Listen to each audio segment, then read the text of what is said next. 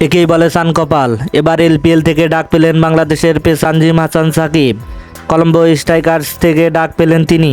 হ্যাঁ দর্শক, বিস্তারিত জানতে অবশ্যই ভিডিওটি শেষ পর্যন্ত সবাইকে দেখার অনুরোধ রইল। বিশ্বকাপে দুর্দান্ত পারফরমেন্স করে সবার নজরে এসেছিলেন তানজিম হাসান সাকিব। বিশেষ করে বিরাট কোহলির সাথে দ্বন্দ্বে জড়িয়ে তিনি এসেছেন আরও আলোচনায়। তার কারণ বিরাট কোহলির মতো একজন সিনিয়র খেলোয়াড়ের সাথে তিনি যে ব্যবহার করেছেন তা সত্যি দুঃখজনক।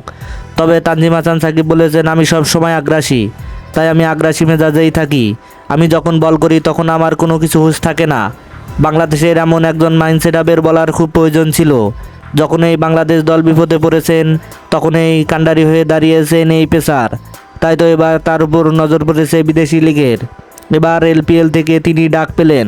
এলপিএলে কলম্বো স্ট্রাইকার্সের হয়ে খেলবেন তিনি। সেখানে খেলছেন বাংলাদেশের আরেক পেসার তাসকিন আহমেদ। তাই তো তাসকিন আহমেদ এবং তানজিম হাসান সাকিবের জুটি খুবই মজবুত হবে কলম্বো স্ট্রাইকার্সের। এদিকে তানজিম হাসান সাকিবকে 1 কোটিতে দলে ফিরিয়েছে তারা। হ্যাঁ দর্শক, আপনি কি মনে করেন তানজিম হাসান সাকিব তার বিশ্বকাপের পারফরম্যান্স এলপিএলও ধরে রাখতে পারবে? তাহলে অবশ্যই আপনার মূল্যবান মতামত কমেন্ট বক্সে জানাবেন।